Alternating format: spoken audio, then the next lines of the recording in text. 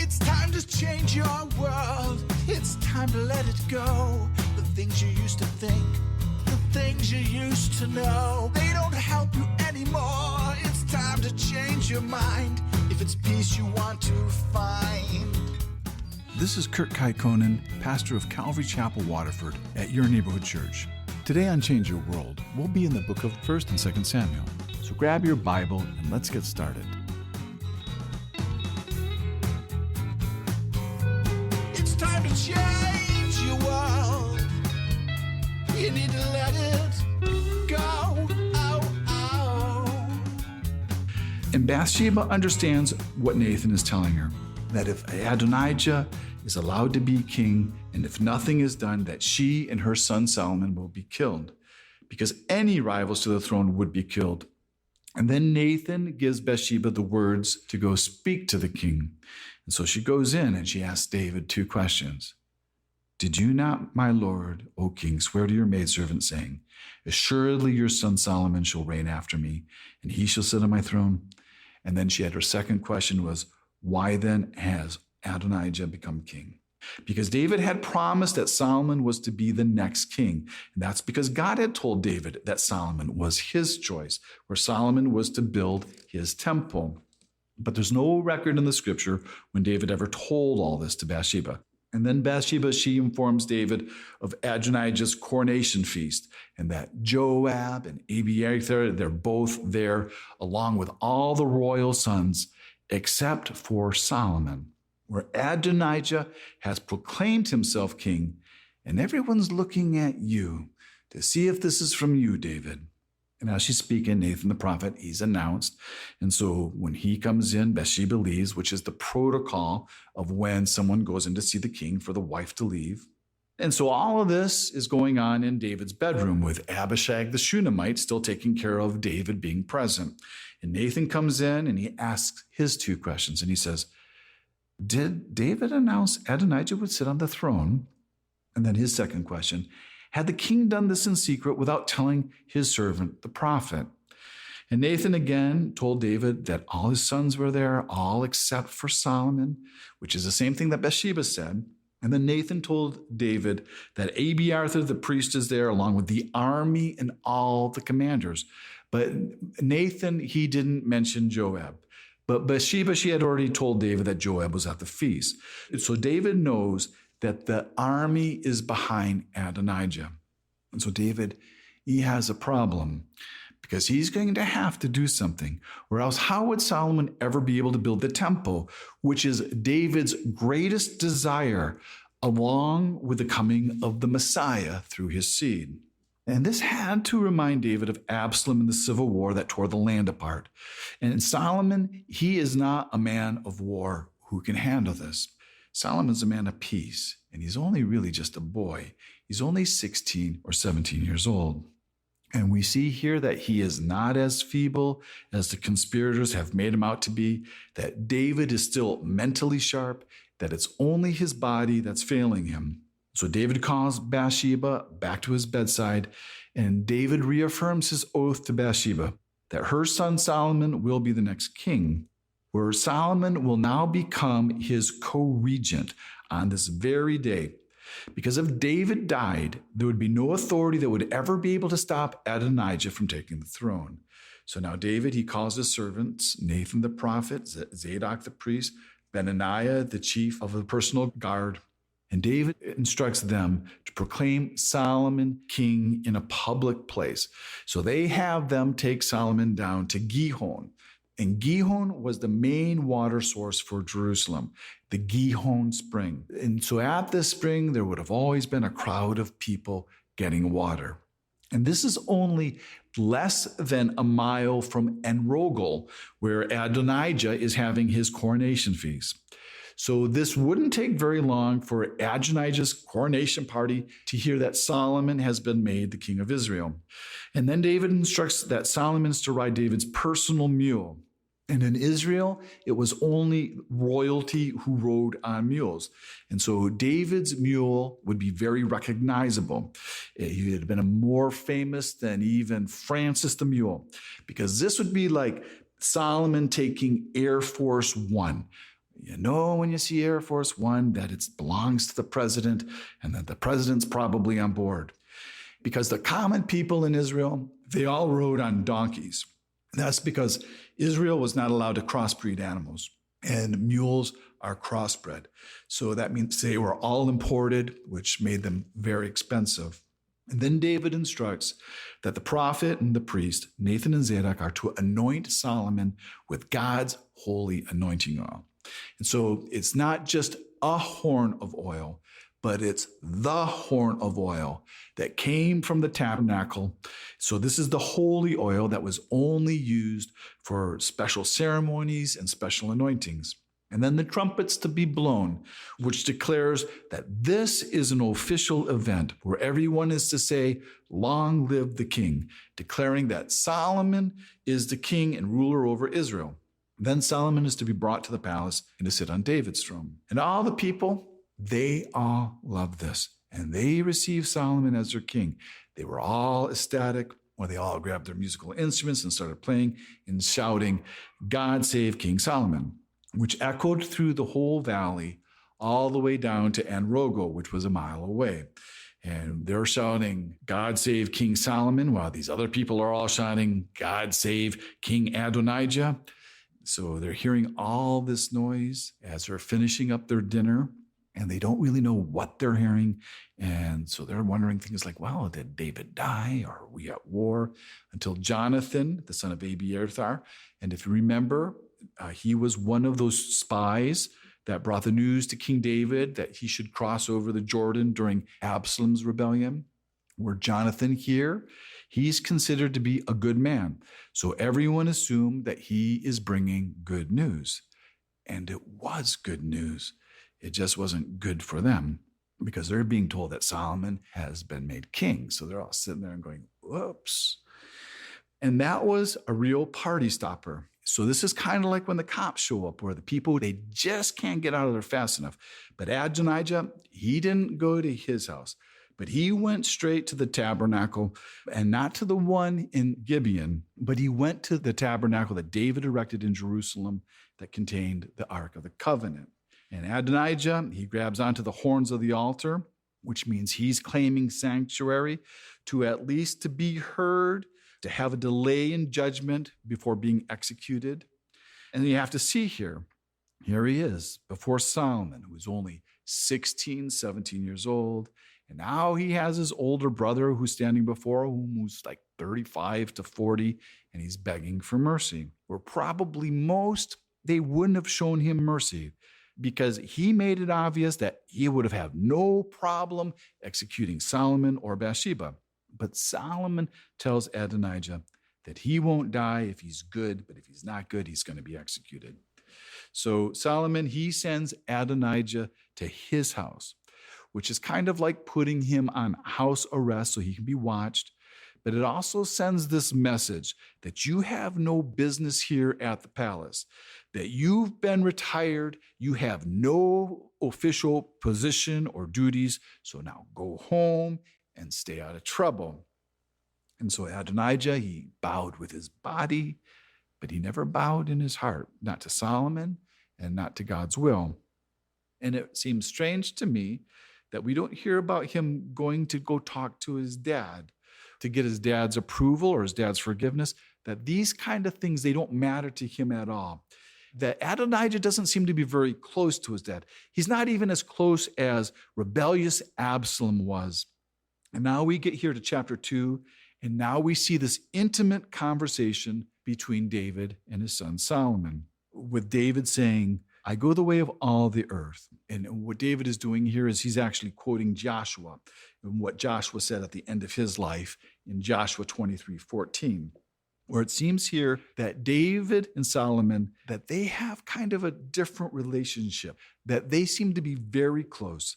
And so now you have this old man who's over 70 years old speaking to his teenage boy. So this is a dying father talking to his young son. This is an old, experienced king with decades of experience speaking to the new king who actually has absolutely no experience. And David, he doesn't have a lot of time to teach Solomon or to train him for all the hard decisions he's going to have to make being a king. And he's not going to be able to teach him how to protect himself from all those who will try to overthrow him or betray him. That's because David's dying. He doesn't have that much time.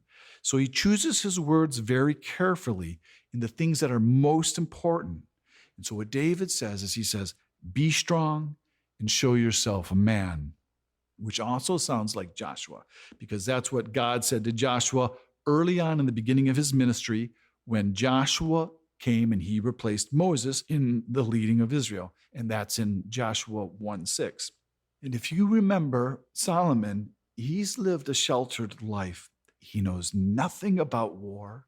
He's not a warrior. He's never had to fight. He's young and he's innocent. So he's not much like David at all because he wasn't raised poor. He never slept out in the cold. He never had to kill a bear or a lion or a giant. And these are all things that David had done by the time he was Solomon's age. And so you got to think, well, what does David mean here by saying, be strong and show yourself a man? Which kind of sounds pretty macho, where some people would probably just say that means just man up. Where some may tell you they think Solomon here, he's kind of a sissy boy and that he needs to be more manly. So maybe he needs to go out and maybe beat a few people up. Or to some that might mean, hey, you need to go down to the bar and drink some of the other boys under the table. Show yourself a man. Conquer a few women. Whatever the world thinks being a man is. But that's not what David is saying at all. Because David, he defines what being a man is here.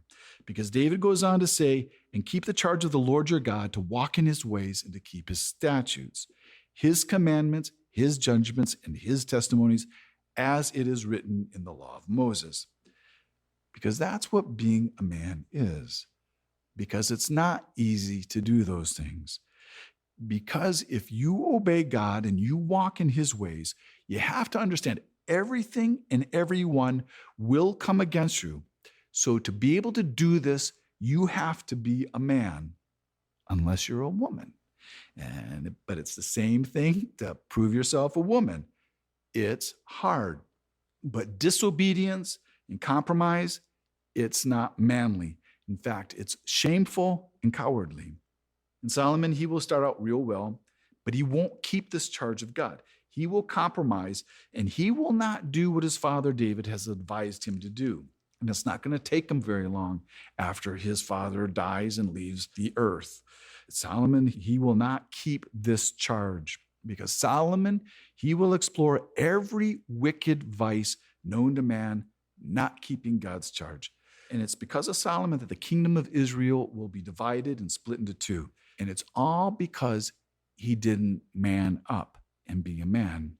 So Solomon, he will be the temple and he will return to God at the end of his life, but God still will be faithful to David and to David's descendants, even though Solomon did not keep God's charge. And then David warned Solomon immediately to deal with the two most dangerous men in the kingdom, with the first being Joab, who's a traitor, who's not past murdering anybody who gets in his way for him to get what he wants, where he's already killed one of David's son, although that wasn't murder, and David, he doesn't even mention it here.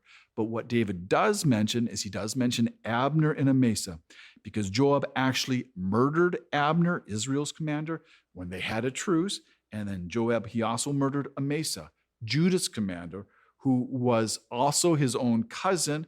And that was for no reason at all. That was just to keep his own job. Where Joab, you have to remember, he also had a hand in the murder of Uriah the Hittite. And Joab, he would murder Solomon if it ever fit his need. And Joab, he has a lot of influence in Israel, and he has a lot of power with the army.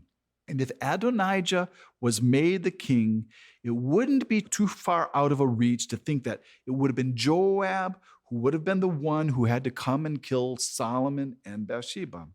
So David, he warns Solomon to deal with Joab and to not let his gray hair go unpunished. And I don't know what it is, because David had mentioned it twice. I don't know what David has against gray hair.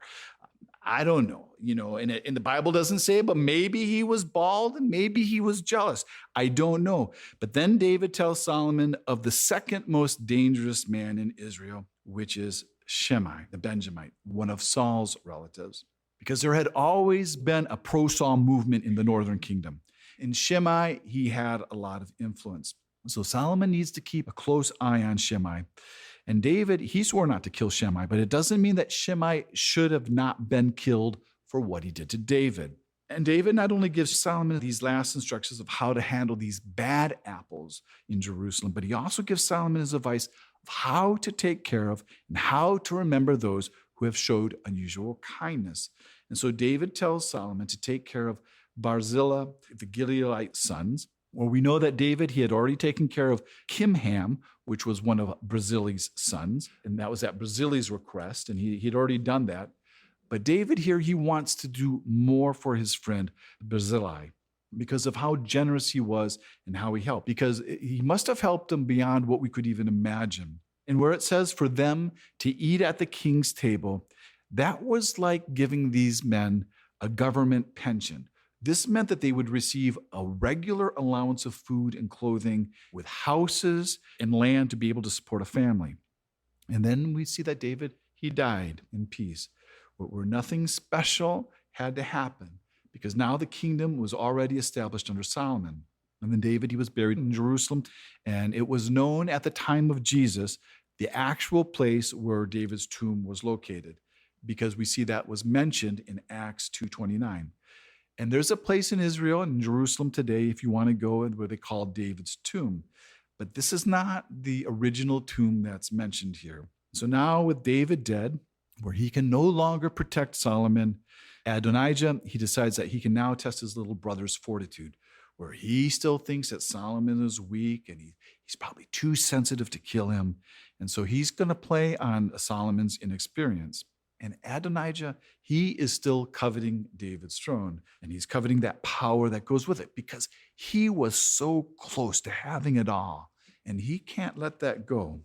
But Adonijah, he's not bold enough to go to Solomon himself, and so he goes to his mother Bathsheba, the queen mother, where Adonijah, he's mistaken here over how much influence Bathsheba really has over her son Solomon, because with Solomon's daddy dead, he doesn't know what to do without mommy's advice.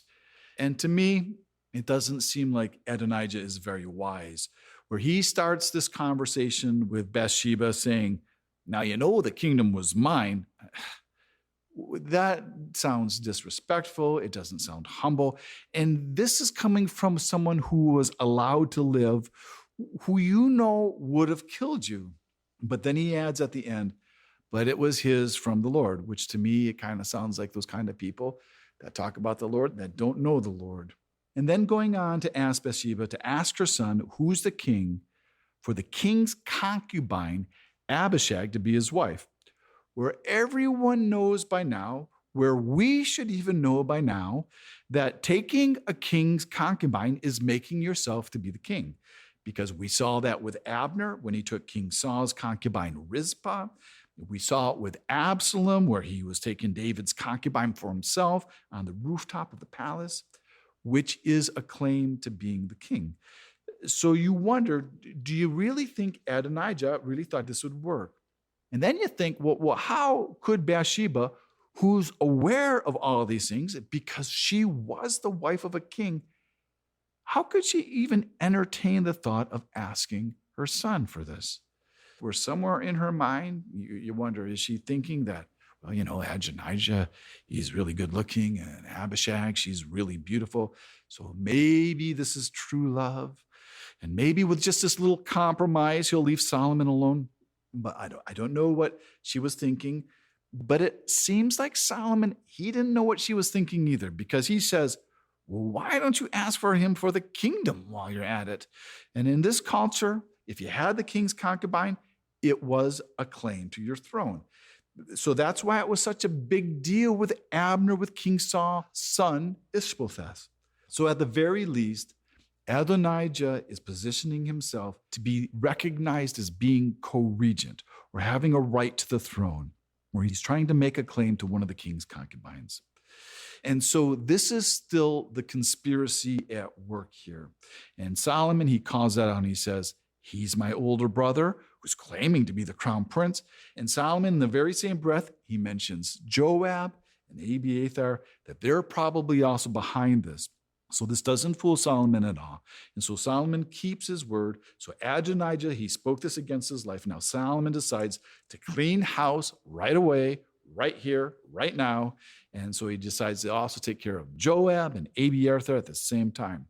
So Benaniah, he takes Adonijah out and executes him.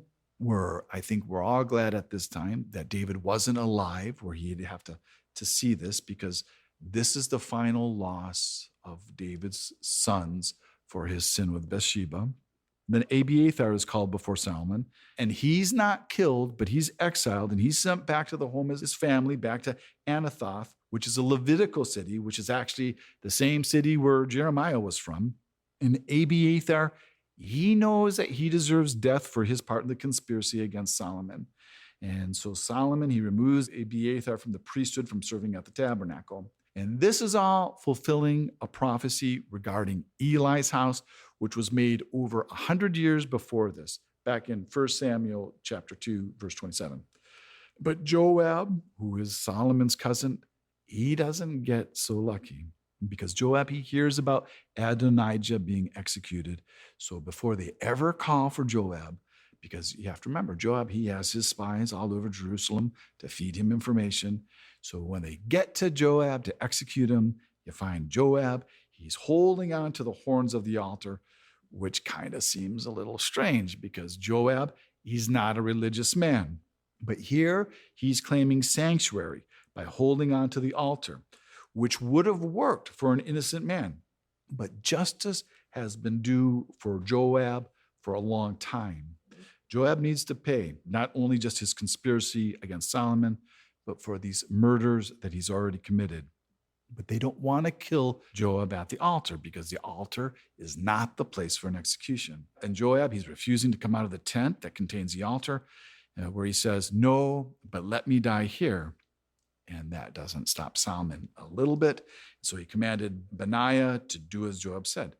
And Benaiah, who is also a priest, he can go into the holy enclosure where the altar is kept. So he goes in there and he strikes Joab dead at the altar, and then they bury him, which is really nice of them. That means they honored him in a burial.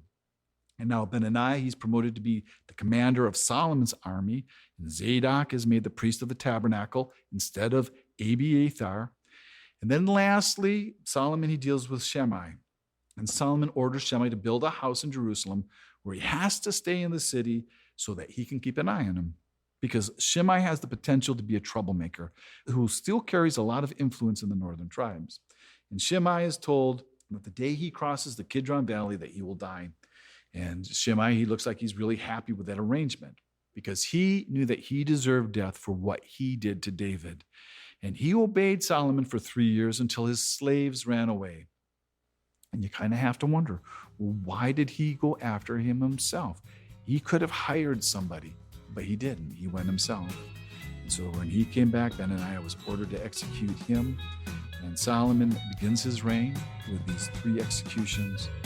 And so now we're caught up with everything that happened in David's life. You need to change your world. You need to let it go. Oh, oh, oh. Thanks for listening to Change Your World. Change Your World is an outreach of Calvary Chapel, Waterford, and your neighborhood church. If you're listening to Change Your World in the Detroit metro area, why don't you join us for church this Sunday? Our service time is 10 a.m. at Calvary Chapel, Waterford, 183 South Winding Drive, Waterford, Michigan. We're competing with the Catholics. It's only an hour. All the donuts you can eat, and you don't have to believe a thing we say, but it could change your world. You need to change your world. The rest of today's message can be heard at yourneighborhoodchurch.org. So check us out and download the app. And until next week, remember,